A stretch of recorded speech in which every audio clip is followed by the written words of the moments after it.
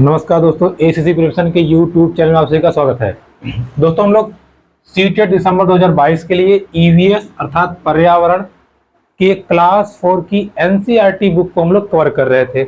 मैंने आपको बताया था कि ईवीएस में 15 क्वेश्चन शिक्षा शास्त्र से और 15 क्वेश्चन एनसीईआरटी की कक्षा 3, 4 और 5 की किताबों से प्रश्न आते हैं, जिसमें हम लोगों ने क्लास 3 के जितने भी क्वेश्चन थे उसको डिस्कस कर लिया था।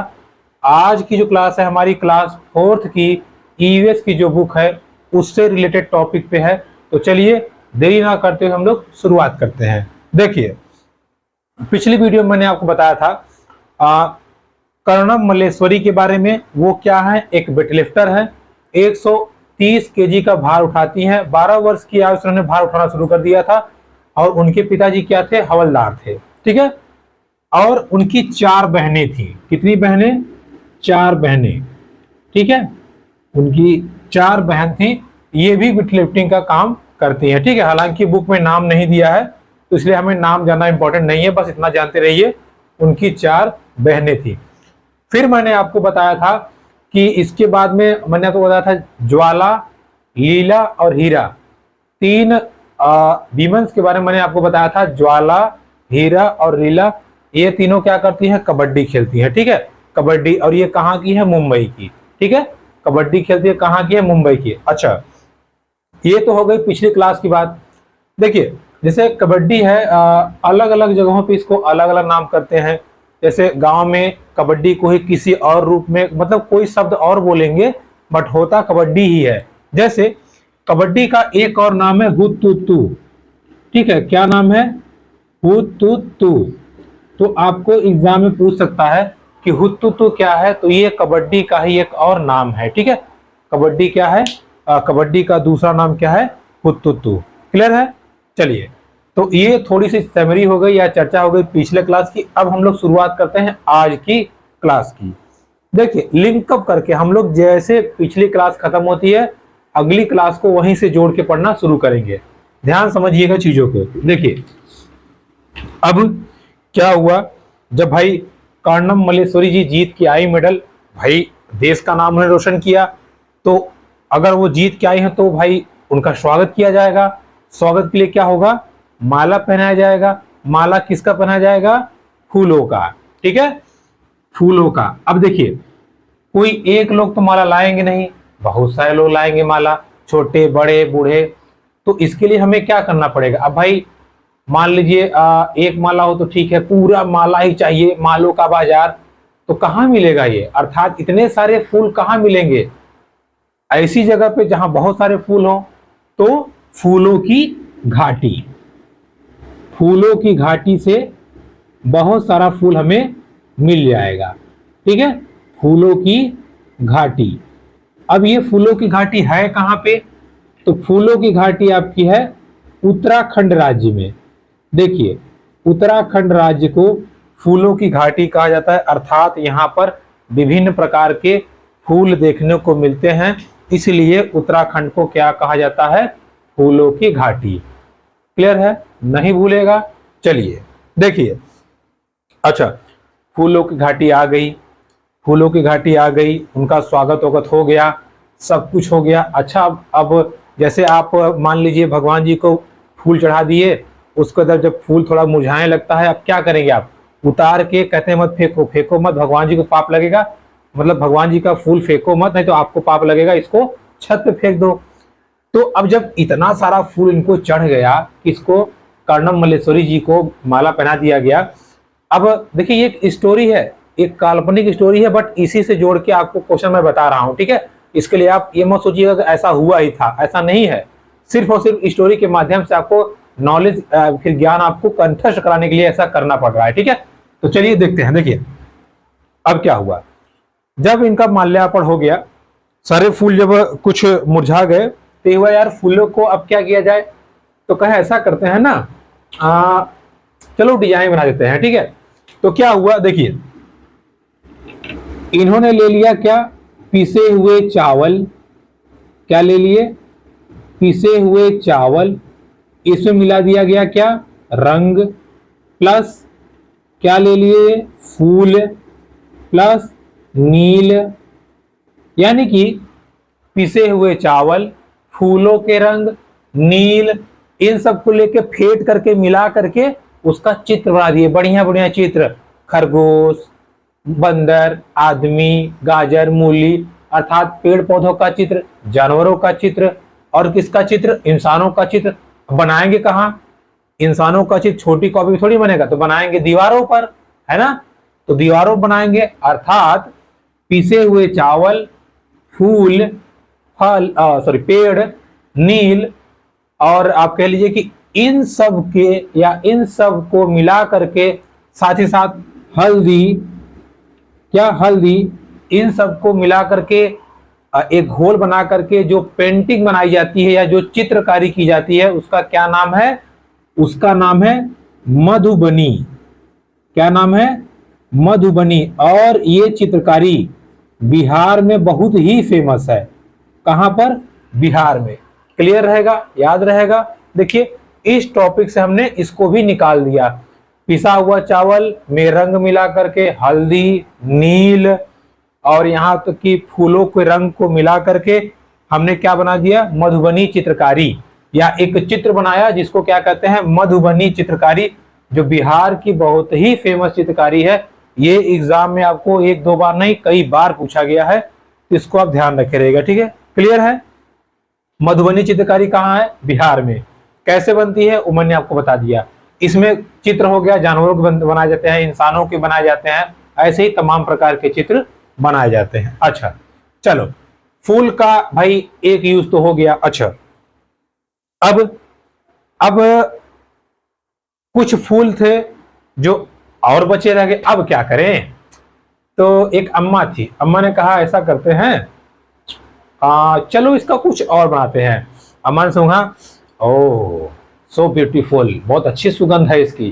तो अम्मा ने कहा बेटा लाओ। तो अम्मा ने क्या कहा, ले लिया किसका फूल, गुलाब का। किसका फूल ले लिया, गुलाब का। और इसमें उन्होंने मिला दिया ग्लिसरीन।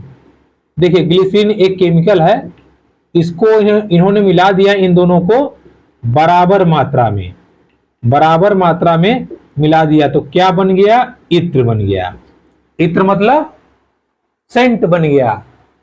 अर्थात गुलाब और ग्लिसरीन की बराबर मात्रा मिलाने पे क्या बन जाएगा, इत्र बन जाएगा।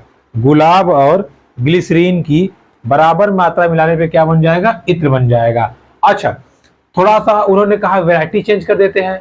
वैरायटी मतलब थोड़ी बहुत इधर उधर मात्रा उन्होंने कर दी। मान लीजिए गुलाब का मात्रा बढ़ा दिया या ग्लिसरीन का मात्रा बढ़ा दिया, तो इत्र के साथ साथ क्या बन गया, गुलाब जल बन गया। लो गुलाब की मात्रा उन्होंने बढ़ा दिया तो क्या बन गया, गुलाब जल बन गया। अब अगर ग्लिसरीन उन्होंने बढ़ा दिया तो केवड़ा बन गया। क्या बन गया, केवड़ा बन गया। अर्थात ये सारी के सारे सेंट हैं, चाहे इत्र कह लीजिए, गुलाब जल कह लीजिए, केवड़ा कह लीजिए, ये सब क्या है, इत्र है, अर्थात सेंट है, जो कि गुलाब और ग्लिसरीन को मिलाकर के बनाया जाता है। लेकिन इत्र के लिए गुलाब और ग्लिसरीन की बराबर मात्रा होनी चाहिए। ठीक है, देखिए चित्र भी बना लिए, अब क्या हुआ, सेंट भी बन गया। अब क्या करें, अब बहुत देखे कुछ फुलवा बाकी रह गया, कहें अरे यार अब क्या करें, ऐसा है बाकी रह गया, इंसान तो इंसान, खा जाओ इसको, खा जाओ, जो होगा देखा जाएगा। ठीक है, तब इंसान लगे फूलों को ही खाने। अब जब फूलों को ही खाने लगे, देखिए जब फूलों को खाने लगे तो भाई अब ऑब्वियस सी बात है, अब हमें ये जानना है कि कहां पर फूलों को खाया जाता है। ठीक है, उसके पहले आप एक चीज और जान लीजिए, जो गुलाब जो ये इत्र बनाया जाता है, इसके लिए उत्तर प्रदेश का कन्नौज जिला, उत्तर प्रदेश का कन्नौज जिला बहुत ही फेमस है। यहाँ पर सेंट की अर्थात इत्र की फैक्ट्री लगाई जाती है। ठीक है, तो अगर उत्तर प्रदेश का कन्नौज जिला के बारे में कहे किसके लिए मशहूर है, तो इत्र के लिए मशहूर है, या इत्रों का जिला इसे कहा जाता है। क्लियर है, याद रहेगा। अच्छा अब आते हैं खाने वाले टॉपिक पे। तो लोगों ने कहा यार ऐसे फूल खत्म नहीं होगा, चलो खा ही जाते हैं। तो लोग फूलों को खाने लगे, है ना, फूलों को खाने लगे। तो इसी हिसाब से ये फूलों की जो सब्जी है, अलग अलग जगहों पे इसका अलग अलग क्राइटेरिया बट गया, या अलग अलग जगहों पे अलग अलग फूल खाते थे। जैसे भाई अगर आप कह लीजिए नारियल अगर केरल में बहुत ज्यादा होता है, यूपी में तो होता ही नहीं है, इसी प्रकार से फूल भी तो अलग अलग होंगे। ठीक है, जब ये देखा गया तो देखिए कचनार के फूल, किसके फूल? कचनार के फूल की सब्जी, कचनार के फूल की सब्जी कहां बनती है? उत्तर प्रदेश अर्थात यूपी में। इसके बाद में केले के फूल की सब्जी, केले के फूल की सब्जी कहां बनती है? केरल में। केले के फूल की सब्जी कहां बनती है? केरल में। सहजन, सहजन के फूल की सब्जी कहां बनती है? महाराष्ट्र में। कहां बनती है? महाराष्ट्र में। तो देखिए ये तीनों बहुत ही इंपॉर्टेंट है। ये पिछले साल पूछा गया था कि रोहन एक शहर में गया, वहां उसने सहजन का सब्जी खाया और उसको बड़ा आनंद आया। तो रोहन किस शहर में गया था? महाराष्ट्र में। ठीक है, या आपसे पूछ सकता है कि महाराष्ट्र में जाने पे आपको एक फूल की सब्जी मिलती है जो बहुत ही स्वादिष्ट होता है, वो कौन सा फूल है? तो सहजन का फूल। क्लियर? देखिए अब सब्जी भी हमने देख लिया, सहजन के फूलों की सब्जी कहाँ है? महाराष्ट्र में। केले का कहाँ है? केले कहाँ है? केरल में। अब देखिए केले केरल, ये तो मिल रहा है, कोई दिक्कत नहीं है। कचनार के फूलों का सब्जी कहाँ है? यूपी। ठीक है, यूपी वाले कहते हैं लतवास कचर देव है। अब वहां ज्यादा गुस्सा देखो तो कचर देव। तो कचनार के फूलों की सब्जी यूपी में, कचनार के फूलों की सब्जी यूपी में। क्लियर है? देखिए एक फूल चाहिए था हमें, फूल की मदद से हमने पूरा निचोड़ इसका निकाल दिया। फूलों की घाटी क्या है, मधुबनी चित्रकला क्या है, गुलाब से इत्र कैसे बनता है, साथ ही साथ फूलों का क्या मतलब सब्जी क्या चीज है और क्या चीज ये चीज है, ये भी हमने देख लिया। अब देखिए इतना करने के बाद उन्होंने देखा यार कुछ फूल ऐसे भी हैं जो क्या कर रहे हैं, कपड़ों में रंग प्रदान करते हैं। जैसे देखिए गुलदावरी और जीनिया, ये दो ऐसे फूल हैं जिनको या जिनसे कपड़ों में रंग भरा जाता है। ठीक है, यानी कि इन फूलों की मदद से कपड़ों में रंग भरा जाता है। कौन कौन से फूल? गुलदावरी और जीनिया। क्लियर है? गुलदावरी और जीनिया, इस फूलों की मदद से कपड़ों में रंग भरा जाता है। क्लियर? तो देखिए इतनी पूरी कहानी बताने के बाद में क्लास 4 की बुक का एक चैप्टर है जिसका नाम है फूलों की घाटी, और उसी में ये पूरा का पूरा चीजें दी हुई है। तो आप किताब पढ़ेंगे, हो सकता है आपसे एक दो चीजें छूट जाएं, निकल जाएं, उसको पूरा अच्छे से एक छोटे वे में समराइज करके मैंने आपको यहाँ पे बता दिया, और कैसे कैसे क्वेश्चन बनते हैं वो भी मैंने आपको समझा दिया। ठीक है, अब चलिए आगे बढ़ते हैं। देखिए अब हम लोग बढ़ते हैं अगले चैप्टर की तरफ। देखिए अब एक बात बताइए आप, अगर आपके पास बढ़िया एकदम आलीशान मकान हो, ठीक है, एकदम जबरदस्त टाइल्स फाइल्स लगा रहे, तो भाई वहां फूल सजाने की जरूरत पड़ेगी क्या? महक की जरूरत पड़ेगी नहीं। फूलों की जरूरत कहां पड़ेगी, महक की जरूरत कहां पड़ेगी? भाई कच्चे घर में, अर्थात मिट्टी के घर में। ठीक है, कहां पे? मिट्टी के घर में। भाई मिट्टी के घर में जरूरत पड़ेगी। अब इसमें अगले पार्ट में मिट्टी का घर है, एक लड़का है, उसका नाम क्या है? सोहना। और सोहना कहां से बिलोंग करता है? हरियाणा से। ठीक है, हरियाणा के गुरुग्राम से। कहां से? हरियाणा के गुरुग्राम से। तो आपसे पूछता है गुरुग्राम शहर या गुरुग्राम सिटी किस राज्य में है? तो हरियाणा में है। कहानी में सोहना लिखता है कि अचानक वो घर छोड़ के भाग गया था। ठीक है, और उसका घर कैसा था? उसका जो घर है सोना का वो था मिट्टी का घर। अब भाई मिट्टी का घर है, मिट्टी घर बना दिए, मिट्टी घर में दीमक ना लगे, चींटियां ज्यादा ना आए, कीड़े मकोड़े ना आए, इसके लिए उसकी मम्मी क्या करती थी, गोबर का लेप कर देती थी। ठीक है, किसका लेप, गोबर का लेप कर देती थी, यानी कि गोबर के लेप से घर को पुतैया कर देती थी ताकि वहां पे कीड़े मकोड़े ना आए। तो आपसे एग्जाम में पूछता है मिट्टी के घरों की लिपाई क्यों की जाती है, तो कहेगा सुरक्षा के लिए, ताकि गर्मी ना लगे, ठंडक बनी रहे, ताकि कीड़े मकोड़े ना आए। तो कीड़े मकोड़े ना आए इसके लिए मिट्टी के घरों की लिपाई जो है कैसे की जाती है, कह लीजिए आप गोबर के लेप से। ठीक है, अच्छा अब मिट्टी के घर की जो छत होती थी, जो छत होती थी ये होती थी किसकी, लकड़ी की। अब भाई लकड़ी में क्या लग जाते हैं, दीमक, और दीमक लग जाएंगे तो चाट चाट के सब खोखला कर देंगे, इसलिए ये लकड़ी किसकी प्रयोग की जाती थी, नीम की या कीकर की। ठीक है, नीम या कीकर की, क्योंकि नीम में जल्दी दीमक नहीं लगते। तो आपसे पूछता है नीम के पेड़ का या नीम के पौधे का प्रयोग मिट्टी के घर में छतों के लिए किया जाता है, क्यों, या इसका मुख्य कारण क्या है।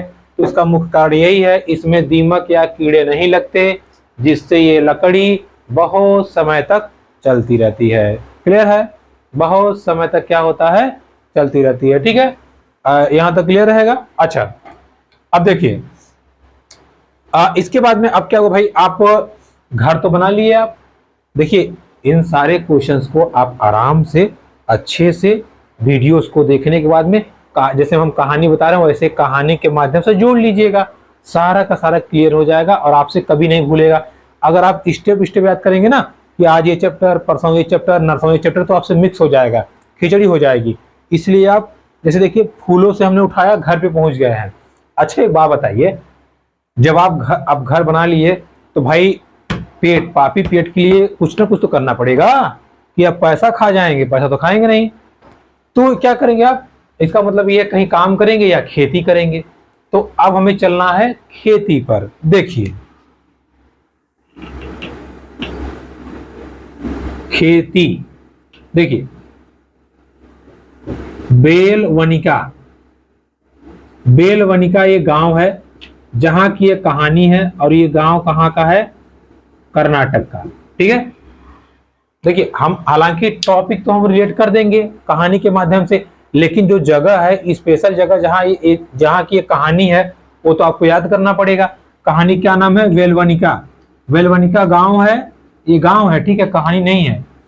बेलवनिका क्या है, गांव है, और कहाँ है ये, कर्नाटक में है। वहीं पे ये चीज या ये खेती के बारे में चर्चा की गई है। तो चलिए हम लोग रिलेट करते हैं। देखिए अब आप घर में रह रहे हो, अब आपको भाई खेती के लिए पेट भरने के लिए खेती करनी पड़ेगी। तो क्या हुआ कि खेती, देखिए खेती जैसे मान लीजिए ये खेत है, ठीक है, और खेत में मान लीजिए बड़ी बड़ी चट्टाने हैं। ठीक है, बड़ी बड़ी चट्टाने हैं, मतलब मिट्टी के बड़े बड़े चट्टाने हैं मिट्टी के। तो इसको तोड़ने के लिए आदमी क्या करेगा, उसको खुरपी से या हाथ से तोड़ेगा। तो देखिए एक यंत्र होता है, देखिए ऐसा टाइप का होता है यंत्र, ऐसे ऐसे ऐसे डंडी लगी रहेगी, यहाँ के बाद में यहाँ ऐसे नुकीला सा रहेगा। ठीक है, और इसको यहाँ से देखिए ये लड़का ऐसे हाथ से पकड़ करके क्या कर सकता है, ऐसे ऐसे ऐसे करके इन मिट्टियों को फोड़ फोड़ करके पूरा टुकड़ों में विभाजित कर देगा, और टुकड़ों में विभाजित कर देगा, अर्थात मिट्टी को नरम कर देगा। तो मिट्टी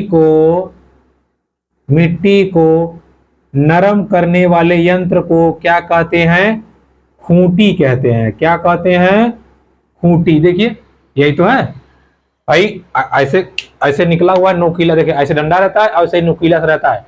ठीक है, ऐसे ऐसे लगा रहता है नुकीला सा, उसी से खन खन के हटा देते हैं। तो ये खूंटी टाइप नहीं लग रहा है, तो इसको क्या कहते हैं, खूंटी। क्लियर है, क्या कहते हैं, खूंटी। अच्छा, मिट्टी नरम करने के बाद में जुताई होती है। अब ये आज है ना 5G के जमाने में ट्रैक्टर वगैरह आ गए, पहले लोग बैलों से जोतते थे, बैलों से। देखिए बैल से ध्यान रख रहे, बैल, वेलवनिका गांव। अब बैल जो खींचता है उसको क्या कहते हैं हम लोग, हल, हल कहते हैं ना, हल। लेकिन हल में जो लोहे का लगा होता है ना उसको कहते हैं कूरिगे। क्या कहते हैं? कूरिगे, कूरिगे। इसकी मदद से बुआई की जाती है, ठीक है, या बीज रोपे जाते हैं। क्या किए जाते हैं? बीज रोपे जाते हैं, ठीक है। तो इस स्टोरी में बताया है कि कुरगे की मदद से पिताजी उसमें बीज डाल रहे थे। मेरा मन कर रहा था मैं भी डालूं, लेकिन पिताजी भी डालने नहीं देंगे क्योंकि मुझे, मेरी पढ़ने की उम्र है, ठीक है। इसके बाद में जब फसल को काटना होता है, या जैसे यहाँ पे फसल की किसकी की गई थी, जैसे मान लीजिए है क्या, ये मान लीजिए है हमारा प्याज है, ठीक है, ये हमारा क्या है, प्याज है, ठीक। यहाँ दिख नहीं रहा होगा, देखिए, जैसे मान लीजिए क्या है, ये हमारा है प्याज। तो प्याज से ये जो पौधा है, पौधे को काटने के लिए किसका प्रयोग करते हैं? इलीगे का, ठीक है। तो किसका प्रयोग करते हैं? इलीगे का। इलीगे का प्रयोग करते हैं पौधे को अलग करने के लिए।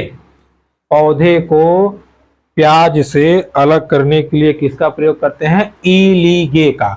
किसका प्रयोग करते हैं? इलीगे का, ठीक है। खूंटी से मिट्टी को नरम करते हैं, भुरभुरा कर देते हैं। और कूरिगे से जो बैल खींचता है, जुताई होती है और उसमें मतलब बुआई में हेल्प करता है। इलीगे से हम, जैसे प्याज हो गया, प्याज ये पौधा, मान लीजिए नीला वाला सेक्शन प्याज है और ये पूरा पौधा है हरा वाला, तो इसको ऐसे काटने के लिए, पौधा बाहर फेंकने के लिए किसका प्रयोग करते हैं हम लोग? इलीगे का। क्लियर है? किसका प्रयोग करते हैं? इलीगे का, ठीक है। देखिए, इसमें मैंने आपको बताया कि बच्चा भी सोच रहा था मैं काम करूं, तो आपको बच्चे को एक दूसरे की, अर्थात घर के कामों में मदद करने के लिए प्रेरित करना है। बट इस बात का ध्यान रखिएगा कि बच्चे पर या बच्चे को बाल मजदूरी का सामना न करना पड़े, ठीक है, बाल मजदूरी का सामना न करना पड़े। जैसे मान लीजिए आपने बताया बेटा बाल मजदूरी ये है, इतने से कम उम्र को आपको काम नहीं करवाना है और ये करना है, ये करना है। पता चली उसके दिमाग में आपने बता दिया कि बेटा अगर तुमसे कोई काम करवाए तो तुम केस कर देना, वो जेल हो जाएगी उनको। पता चली बच्चा आया स्कूल में, कभी सर ने कहा बेटा जरा ये क्या कहते हैं टाटपट्टी मोड़ दो, लड़का गया केस कर दिया, हमसे टाटपट्टी मुड़वाते हैं, हमसे पानी मंगवाते हैं, हमसे ये करते हैं। तो इस चीज को बचाने के लिए विद्यालय में ये आपकी जिम्मेदारी है, अर्थात शिक्षक की जिम्मेदारी है, या आप पढ़ने जा रहे हो तो ये आपकी जिम्मेदारी है कि उसी बच्चे को ये भी सिखाइए कि बेटा एक दूसरे की मदद करनी चाहिए, अपना काम भी करना चाहिए। अर्थात बाल मजदूरी को के प्रति संवेदनशील बनाते हुए और बाल मजदूरी का उपयुक्त ज्ञान देते हुए आपको ये भी सिखाना है कि एक दूसरे की मदद करना भी इंपॉर्टेंट है या अनिवार्य है, ठीक है। तो ये थी हमारी आज की क्लास, ईवीएस क्लास 4 एनसीईआरटी की जो पुस्तक है उसमें भी आज हमने 3-4 चैप्टर 5-6 चैप्टर को कवर कर लिया, ठीक है। तो इसके आगे हम लोग मिलेंगे नेक्स्ट वीडियो में। तो अगर वीडियो पसंद आती है तो please like comment share subscribe my YouTube channel. देखिए दोस्तों, जरूर से हेल्प कीजिए क्योंकि बड़ी मेहनत से आपके लिए वीडियो बनता है। आज रात में इसको रिकॉर्ड करते हैं ताकि आपको थोड़ी बहुत हेल्प मिल जाए, तो आप भी मेरी हेल्प कीजिए। तो इसी उम्मीद से आपसे उम्मीद करता हूँ कि आपको वीडियो पसंद आई होगी। तो मिलते हैं आपसे नेक्स्ट वीडियो में, तब तक के लिए।